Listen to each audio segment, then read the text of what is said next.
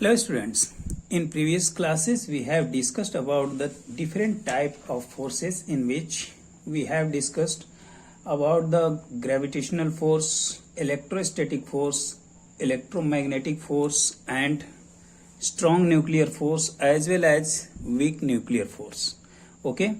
और उसमें हम लोगों ने देखा था कि जो इलेक्ट्रोस्टैटिक फोर्स होता है means F E is equal to 1/4 pi epsilon 0 into Q1 Q2 upon R square, where Q1 and Q2 are the charges on the particles and R is the distance between the particles or objects. Okay? तो उसमें आप लोगों में से काफी लोगों को ये परेशानी हो कि 1/4 पाई एप्सिलॉन 0 क्या है। एप्सिलॉन को जो ई की तरह आप लोग एक देखे थे, जैसे हम लोगों ने लिखा था कि force electrostatic force means F E is equal to क्या हुआ था कि 1/4 pi epsilon 0 into Q1 Q2 upon R square. तो ये तो हमें पता है कि Q1 क्या है। Q1 है charge on first body,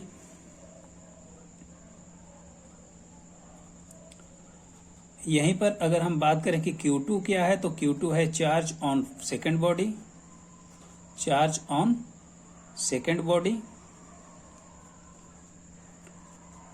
R क्या है, डिस्टेंस बिटवीन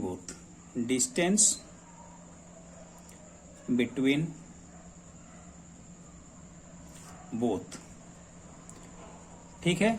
और जो एप्सिलॉन होता है इसको हम कहते हैं एप्सिलॉन, ठीक है। क्या कहते हैं, एप्सिलॉन। तो एप्सिलॉन क्या होता है, एक्चुअल में इसको हम कहते हैं परमिटिविटी। तो इसको आपको अभी स्टडी नहीं करना है परमिटिविटी के बारे में, ठीक है। ये अपर क्लासेस में आपको मिलेगा। Means 1 on the place of 1/4 pi epsilon 0 you can write K into Q1 Q2 upon R square, whereas K is equal to होता है 1/4 पाई एप्सिलॉन 0। अगर किसी कहीं पर आपको ये न्यूमेरिकल आता है तो आपको K की वैल्यू दी रहेगी, क्योंकि K की वैल्यू एयर में डिफर होगा। मतलब ये डिपेंड करता है किस पर, मीडियम पर, ठीक है। एयर है मीन्स गैस है, लिक्विड है या फिर कौन सा मीडियम है, ये मीडियम के अकॉर्डिंग इसकी वैल्यू क्या होती जाती है, चेंज। क्लियर है ना। तो इस पर आपको बहुत ज्यादा फोकस नहीं करना है, आपको इतना जानना है कि electrostatic force is equal to K into Q1 Q2 upon R square, और K क्या है, कांस्टेंट है, which value will be 1/4 pi epsilon 0। और एप्सिलॉन को हम क्या कहते हैं, परमिटिविटी कहते हैं, ठीक है। परमिटिविटी क्या है, अब इधर अगर हम पढ़ने लगेंगे तो अपने सिलेबस से हम लोग बाहर चले जाएंगे, ठीक है। तो आज हम लोग जो डिस्कस करने जा रहे हैं वो है पहले तो कुछ पॉइंट्स को हम लोग डिस्कस कर लें। जैसे अपना जो फर्स्ट पॉइंट होगा वो है कांटेक्ट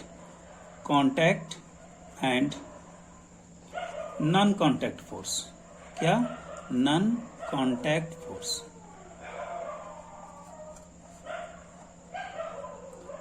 ठीक है, contact and non contact force. तो देखो पहली बात आती है कांटेक्ट फोर्स क्या होता है, पहले हम इसको समझते हैं। तो कांटेक्ट फोर्स क्या होता है कि द फोर्स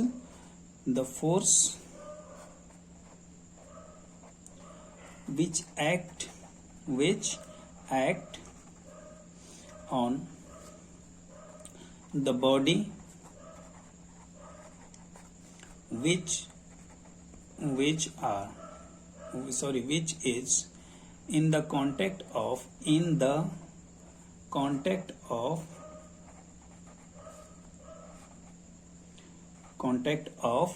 other body। किसी दूसरे बॉडी के कांटेक्ट में रहने पर जो फोर्स उस पर वर्क करता है that is known as contact force. सीधी सी बात है, जैसे इसका नाम है कांटेक्ट फोर्स, मतलब दो बॉडीज हैं। जैसे मान लो कि कोई एक बुक आपने रखी है, ठीक है। ये बुक है, कहाँ रखी है आपने? इसको किसी टेबल पर रखा है, ठीक है। ये कोई टेबल है या कोई सरफेस है, इस पर आपने बुक रखी है। अब इस पर जो फोर्स अप्लाई कर रहे हो, तो ये फोर्स क्या कहा जाएगा? Contact force. क्यों? क्योंकि ये बॉडी इस बॉडी के कांटेक्ट में है, ये दोनों एक दूसरे के कांटेक्ट में है, ठीक है। तो अगर दो ऑब्जेक्ट आपस में एक दूसरे के कांटेक्ट में हैं और उस केस में जो फोर्स अप्लाई हो रहा है, तो उसको हम क्या नाम देंगे? Contact force. पहली बात। दूसरी बात आती है कि नॉन कांटेक्ट फोर्स। अब नॉन कांटेक्ट फोर्स क्या होता है? तो जो दो बॉडी के बीच में कोई भी कांटेक्ट नहीं होगा और कोई फोर्स अप्लाई हो रहा है, जैसे नॉन कांटेक्ट फोर्स। अब देखो नॉन कांटेक्ट फोर्स क्या होगा? सेम है जैसा इसका नाम है, the force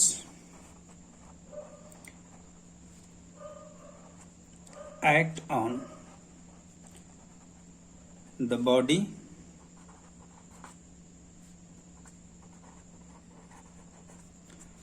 which is not in contact to each other, contact to other, दूसरे के कांटेक्ट में नहीं है। मान लो यहाँ कोई वो क्या रखे हो आप? मैग्नेट रखे हो। ये क्या है? मैग्नेट है, ठीक है। नॉर्थ साउथ क्या है? ये मैग्नेट है। और यहाँ आपने कुछ कीलें रखी हैं। क्या रखी हैं? Iron nails. ये क्या है? Iron nails.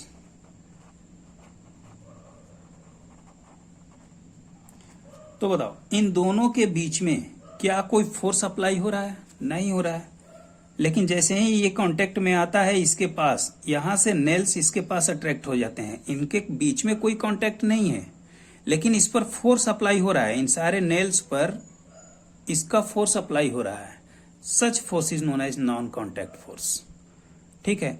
एक दूसरे से कांटेक्ट में तो है नहीं, लेकिन जैसे ही हम इसको इसके नजदीक लाते हैं, as we keep this magnet near to the iron nails attract toward the magnet, is that, and such force which is applied by the magnet to the iron nails is known as non contact force। Clear है ना? ये दो बातें आपको आनी चाहिए। Next अपना जो पॉइंट है वो है balanced and unbalanced force. Balanced and unbalanced force.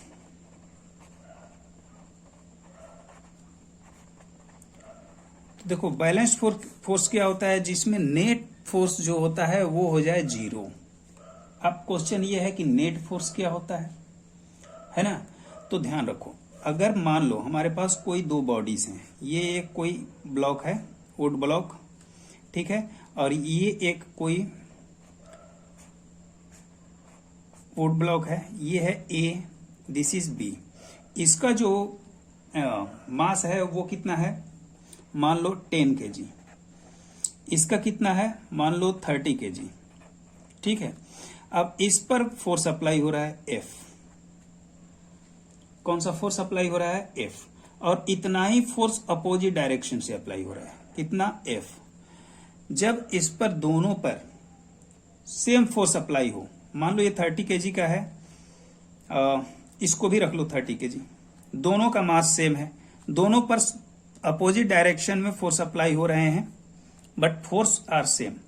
ये दोनों फोर्स इक्वल हैं। एक तरफ से जितना फोर्स अप्लाई हो रहा है, दूसरे तरफ से भी उतना ही फोर्स अप्लाई हो रहा है, बट इन अपोजिट डायरेक्शन। तो यहां पर अगर हम निकालेंगे नेट फोर्स, तो नेट फोर्स कितना होगा? F minus F is equal to 0। जब नेट फोर्स अपना आ जाए 0, तो उस केस को हम क्या कहते हैं? Balanced force. क्या कहेंगे? Balanced force. अब देखो, इसमें अगर हम इधर से लगा रहे हैं F, फोर्स कितना लगा है? F। और इधर से लगा रहे हैं हम 2F। तो इस केस में नेट फोर्स कितना आएगा? Net force 2F minus F is equal to F। यहां पर देखो नेट फोर्स कितना आया? F।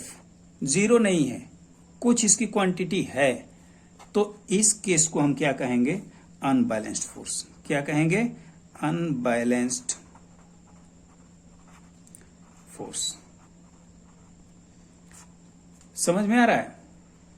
मीन्स अगर हम इसे डिफाइन करना चाहें तो हम ये लिख सकते हैं, balanced force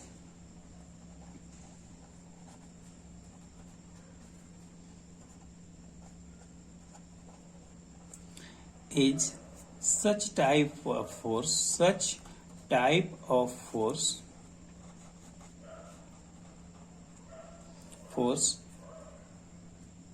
which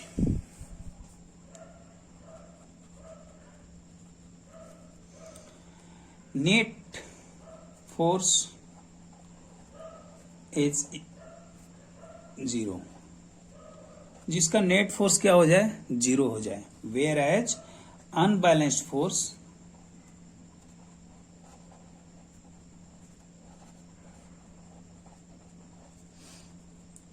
is such force which net force is not zero, it means has some value, जिसका कुछ वैल्यू होगा। ठीक है, जिसका कुछ ना कुछ वैल्यू आएगा। नेट जो फोर्स होगा उसके कुछ ना कुछ वैल्यू आएगी। जैसे हम लोगों ने पहले देखा क्या कि अगर हमारे पास दो ब्लॉक हैं, उसमें अगर एक तरफ से F लग रहा है, मान लो ये ब्लॉक है और इधर से आपने जो फोर्स अप्लाई किया वो F, और इधर से आप फोर्स अप्लाई कर रहे हो दैट इज 2F। तो यहां पर अगर नेट फोर्स निकालोगे तो नेट फोर्स कितना आ जाएगा? Net force equal to 2F minus F is equal to क्या आ जाएगा? F आएगा ना। तो ये जो F आया मीन्स व्हाट कि इट हैज सम वैल्यू, कुछ तो वैल्यू है।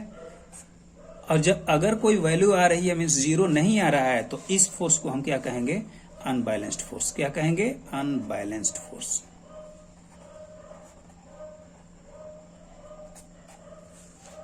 क्लियर है ना? इतनी बातें आपकी क्लियर हो गई। अब देखो, अब जो अपना अगला टॉपिक है वो है Newton's law, Newton's first law.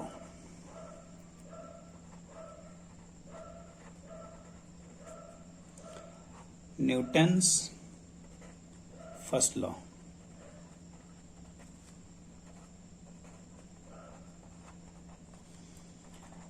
और ये इंपॉर्टेंट लॉ होगा आपके लिए।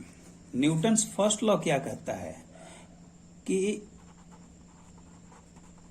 Newton's first law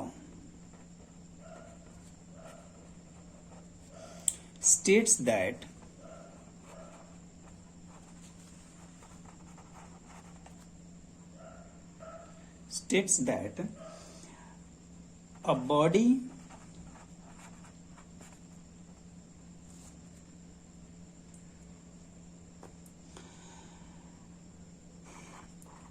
wants to be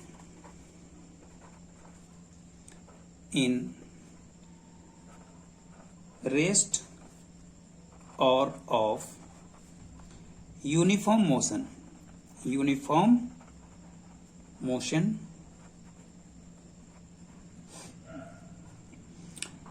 in a straight line.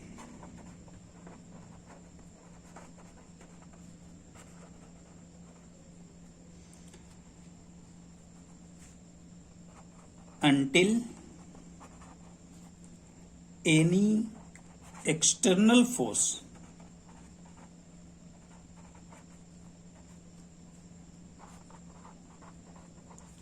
is not applied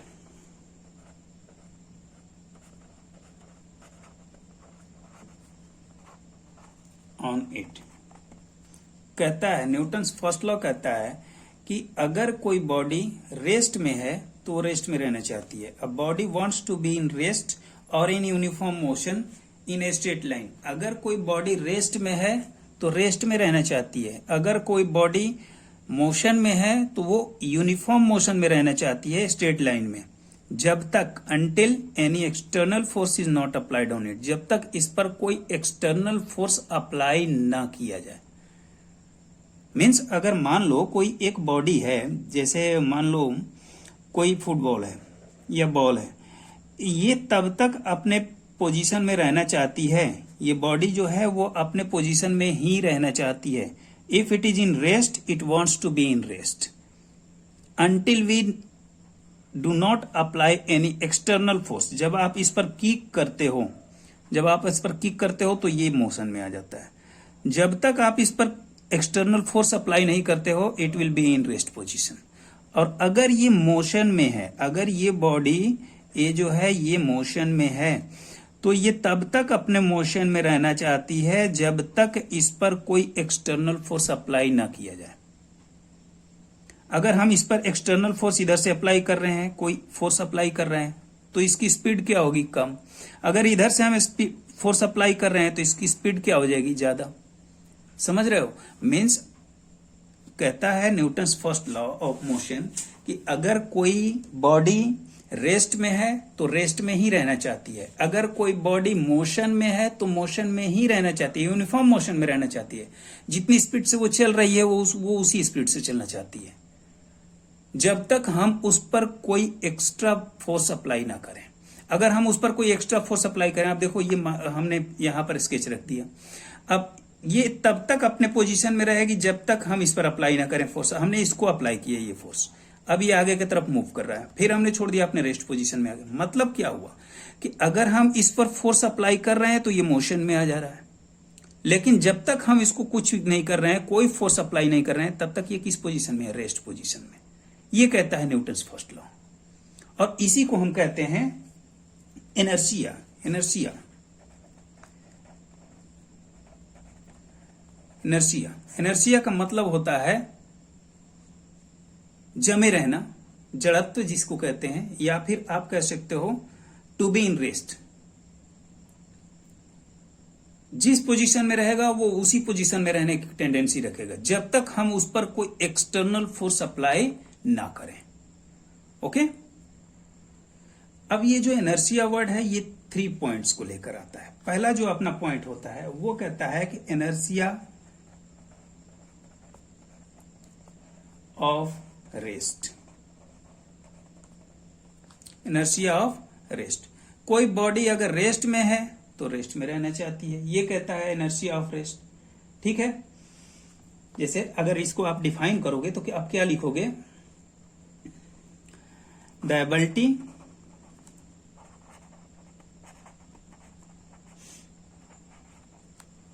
of a body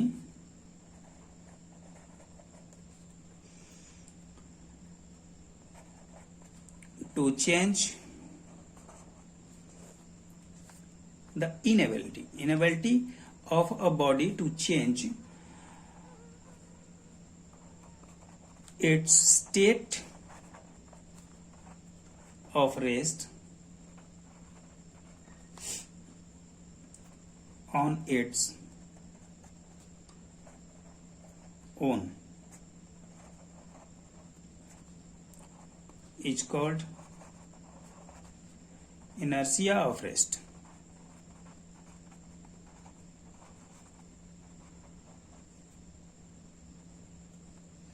ठीक है, inertia of rest, the inability of a body to change its state of rest on its own। अपने आप से अगर वो change होता है उस रेस्ट बॉडी अगर कोई रेस्ट में है वो अपने आप से चेंज होता है। Inertia of rest, inertia of rest का मतलब हुआ कि अगर मान लो आपके पास कारपेट है, घर में जो कारपेट होता है उस कारपेट पर अगर डस्ट पार्टिकल्स जमे हुए हैं, आप उस डस्ट पार्टिकल को हटाने के लिए क्या करते हो? कारपेट को सीधा खड़ा करते हो और फिर इस पर हीट करना शुरू करते हो। जैसे ही आप हीट करते हो तो जो कारपेट है वो carpet immediately comes in the motion, but the dust particle is in rest position, dust particle किस पोजीशन में होता है, इस पर रेस्ट पोजीशन में होगा। ठीक है, ये अगर हमारे पास कारपेट है और हम इसको हीट करते हैं तो कारपेट तो इमीडिएटली मोशन में आ जाता है, लेकिन जो इसके डस्ट पार्टिकल हैं वो क्या होते हैं, रेस्ट में रहते हैं और वो बाहर हो जाते हैं। इसीलिए हम इसको बीट करके हम यहां से डस्ट पार्टिकल को हटा सकते हैं। समझ रहे हो आप? तो ये जो एग्जाम्पल है वो किसका होगा, इनर्शिया ऑफ रेस्ट का होगा। क्लियर है? अब देखो, अब दूसरा कंडीशन समझो। मान लो कभी आप बस में सफर कर रहे हो और उस टाइम पर suddenly driver applied the brake on the bus पर वो सडनली ब्रेक अप्लाई करता है, then what will be happen, bus will be in rest position immediately but your body will be in the motion. आपकी body क्या होती है, motion में होती है, लेकिन बस क्या हुआ, इमीडिएटली आ गया वो रेस्ट पोजीशन में। तो रेस्ट पोजीशन में आने से आपकी बॉडी आगे की तरफ झुक जाती है। और ये कहता है, ये किसके अकॉर्डिंग होता है, तो ये है अपना सेकेंड पॉइंट, इनर्शिया का second point, that is called inertia of motion. Inertia of motion, तो इसको अगर डिफाइन करोगे तो करना कुछ नहीं है, on the place of rest you have to write motion. Means what you have to write here, the inability of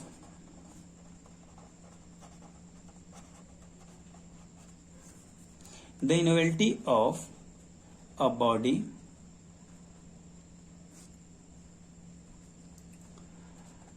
to change its state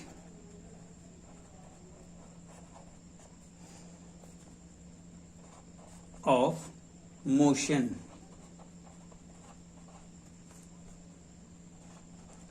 on its own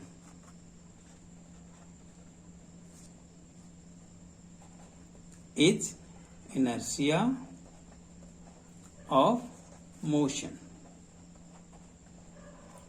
देखो, इसमें आपको ध्यान क्या देना होगा कि पूरा का पूरा डेफिनेशन सेम है, सिर्फ यहां पर on the place of rest it will be motion, बाकी सब सेम है। और यहां पर फिर रेस्ट की जगह मोशन हो गया। क्यों? क्योंकि यहां पर इनर्शिया ऑफ मोशन लिखा है। अगर इनर्शिया ऑफ रेस्ट है तो उसको आप क्या कहोगे, the ability of a body या the ability of a body to change its state of rest on its own is called inertia of rest. Motion के केस में क्या करोगे, सिर्फ रेस्ट की जगह पर मोशन अप्लाई कर दो, बाकी सेम ज्यों कहते हो। और इसका एग्जाम्पल जो हम लोगों ने लिखा, बस का भी देखा। अगर कोई बस का एग्जाम्पल ले लो, अब मान लो अगर एग्जाम्पल लोगे तो आप इसके एग्जाम्पल में क्या लिख सकते हो,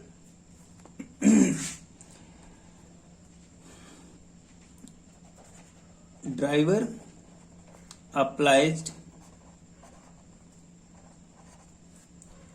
ब्रेक,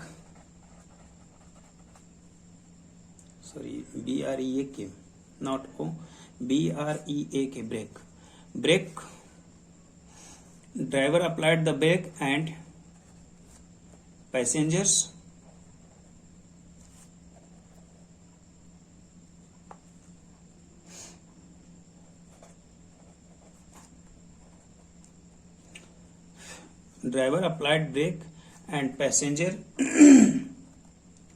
tends to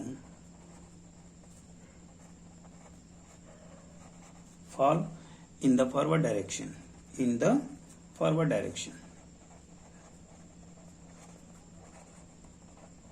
जिस डायरेक्शन में बस मूव कर रही होती है उस उधर पैसेंजर क्या हो जाते हैं, मूव कर जाते हैं इमीडिएटली आगे की तरफ। अगर आगे की तरफ बस जा रही है तो उस केस में क्या होगा, जैसे ही वो ब्रेक अप्लाई करेगा passenger will tends to fall in forward direction. जिस डायरेक्शन में मूव कर रहा है उसी डायरेक्शन में वो झुक जाता है। और ऐसा क्यों होता है, due to inertia of motion. Clear है ना? अपना जो थर्ड पॉइंट है और वो है inertia of direction. Third point है inertia of direction.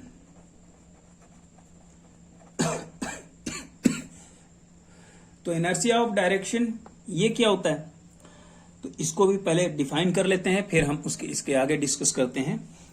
Same position, same आपको डेफिनेशन लिखना है कि the inability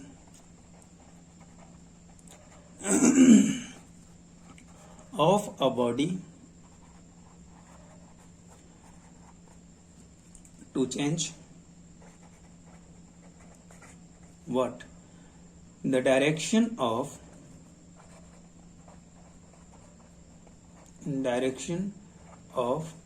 motion on its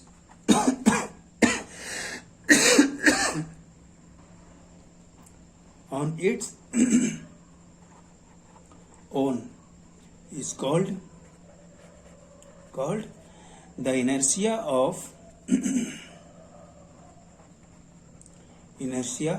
of direction. Okay, means on the place of motion you have to put the direction, change the direction of motion. Okay, it will be inertia of direction and it is called inertia of direction. Okay, if you have to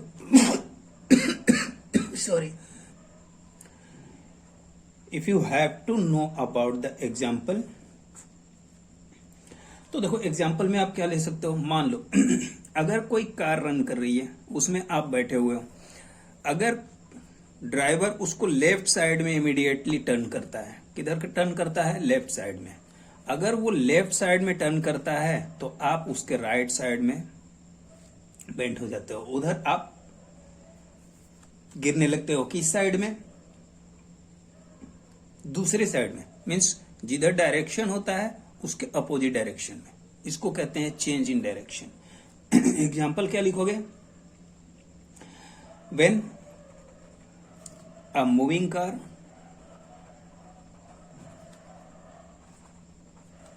takes sharp turn,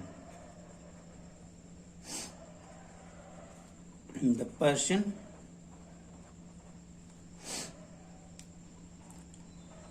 experience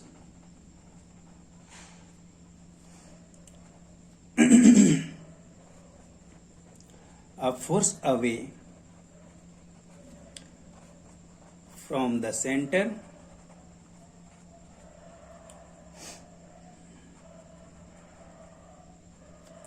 of curved path। ये curve path है हमारा। ये कौन सा है? Path है, curve path है। यहां पर कार मूव कर रही है, पैसेंजर का मूवमेंट किधर होगा? इधर। ये जो आदमी बैठा होगा उसका मूवमेंट किस साइड में होगा? फार अवे, दूसरी तरफ होगा। ठीक है, तो ये हमारे पास कौन सा है? Inertia of direction. मीन्स अपने पास तीन तरह के इनर्शिया हुए। Newton's first law of motion tells us that when a body wants to be in rest or in uniform motion in a straight line until any external force is applied on it। जब तक इस पर कोई external force ना apply किया जाए तो कोई भी बॉडी अपने रेस्ट पोजीशन में रहेगी, या तो फिर वो अपने मोशन में है तो मोशन में ही रहना पसंद करेगी, जब तक उस पर कोई फोर्स अप्लाई ना किया जाए। यहां से एक वर्ड हमारे पास आया, इनर्शिया। इनर्शिया का मतलब होता है टू बी इन रेस्ट और to be in that particular position. तो इनर्शिया हमारे पास तीन तरह के हुए। कौन से? First, inertia of rest. Inertia of rest क्या कहता है कि the ability of the body to change its state of rest on its own is called inertia of rest. Inertia of rest का सबसे अच्छा एग्जाम्पल ये है कि अगर मान लो चलो हम इसमें एक और एग्जाम्पल ऐड कर दे रहे हैं। इसका एग्जाम्पल हम लिख सकते हैं कि कौन सा एग्जाम्पल हम इसमें ले लें?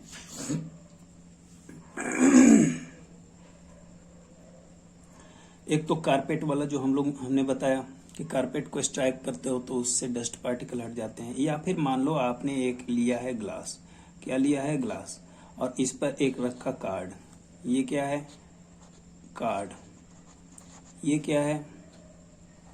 ग्लास। ठीक है, और इस पर आपने एक रख दिया कॉइन। ये क्या है, coin.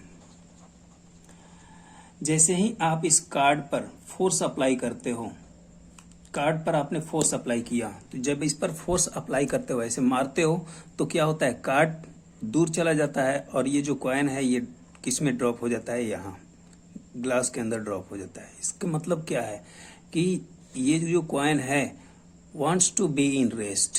If suddenly this card will be removed from here, it will drop into it. तो यहाँ क्या बताया कि ये अगर कॉइन अगर रेस्ट में है तो ये रेस्ट में रहना चाहता है, ये भी रेस्ट में है तो ये भी रेस्ट में रहना चाहता है। जैसे ही हमने इस पर फोर्स अप्लाई किया, ये कॉइन क्या है, किसमें, रेस्ट पोजीशन में, it will drop into the glass. This is the best example for inertia of rest. Clear है ना।